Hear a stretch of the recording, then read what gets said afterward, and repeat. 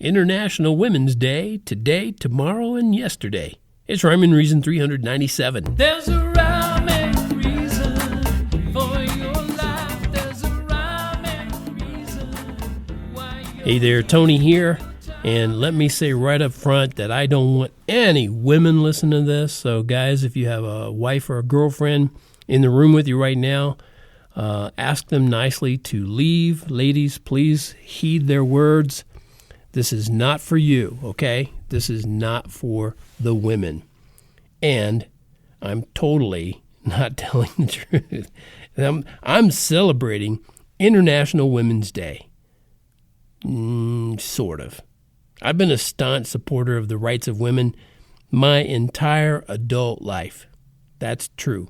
No, I'm not a so-called activist with air quotes around it and real quotes in the notes. That all just sounds silly to me. Because if you need to set aside one day and give it a title like International Women's Day, you're missing the big picture. International Women's Day, it doesn't give proper respect to women.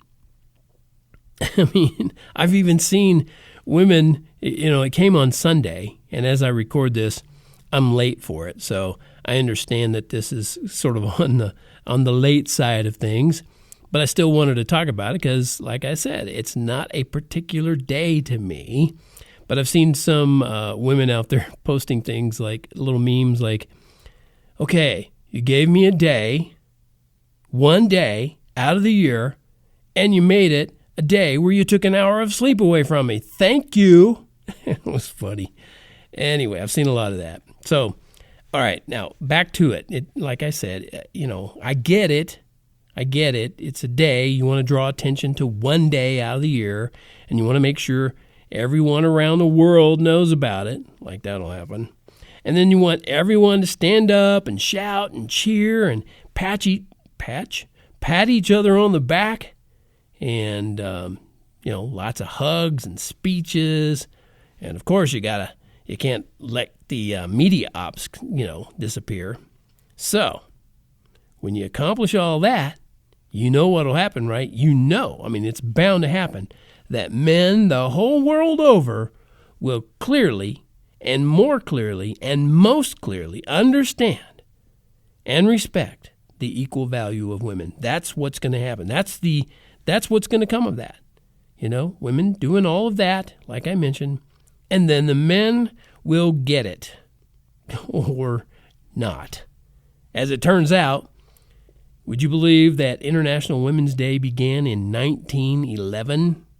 For those of you who'd rather not do the calculation, that's 109 years ago as I write this and as I record this. So that means it has basically been celebrated 109 days, 109 times as of this year. And here's why I say that's so darn fruitless. Because 109 days is less than 1/3 of 1 year. Well, why is that a big deal, Tony? Well, because it's a much better idea to recognize and remember the value and importance of women every day. Not one day out of each year, every day out of every year. You know what that would have been? In the last 109 years, that would have been almost 40,000 times instead of 109 times. That's a pretty big difference. Even if you're not good at math, you got to see, if you look at the numbers, 40,000 right there. That looks like more than the 109. I think he's right on that. Well, I even have an even better idea than International Women's Day. Yep, you ought to listen to me. It's a better idea. Unless you prefer to be or remain sexist when it comes to value and importance. If you don't already know how, here's a real keen, cool thing. Learn to love your neighbor as yourself. Forget about whether that neighbor is a man or a woman or a black person or a white person or an Asian person or an Anglo or whatever else you want to do, big, tall, short, skinny, fat. Forget about all that as far as loving your neighbor as yourself, okay? Don't look for an opportunity to politicize or grandstand. Just simply love your neighbor as yourself. And you know you have value and importance, right? If you don't believe that, why do you, every day get up and feed and water yourself and clothe yourself and put a roof over your head? Okay, all right, I realize there are some people who don't do all that, but they're probably not listening to this podcast. So here's what it comes down to. Whether you believe it or not, your Creator knows when you truly love your neighbor. He sees when you beat them or steal from them or even murder them. He sees that. In your heart of hearts, it's visible to the King of Kings. So like the words to one of my songs says, we will learn from his whole word and rightly divide it, all in the name of our Lord. We will fight against sin, though the world wants to hide it, all in the name of our Lord. We will love every neighbor, from the kings to the unborn, all in the name of our Lord. And we will rest in the knowledge, when we die we are reborn, all in the name of our Lord. And I hope he's your Lord. I know most of the people who listen to this, he is.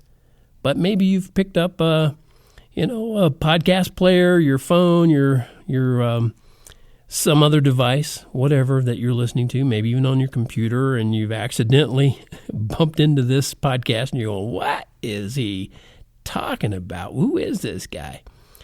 If you're not a Christian, I advise you and recommend that you become one, because it is the only way. I know that's exclusive, and we want to be inclusive. I know. But there's a reason why it's exclusive. We don't want to turn heaven into hell. And the choice, the timing is now. So that's why I do this. That's why I'm on here so much of the time talking about this, because it's important and it has everlasting, forever, eternal, whatever word you want to use, consequences. Your choice that you make. And don't think you get out of making a choice by not making a choice, because you just made a choice by not making a choice. Wrap your mind around that for a minute. Okay, that does it for this episode of Rhyme and Reason. As always, brought to you by TonyFunderburk.com, where you'll find fine words and music, merchant books, and rhymes and reasons. And I thank you so much for being there. I truly, truly do. As always, remember, life has rhyme and reason because God made you. There's a rhyme and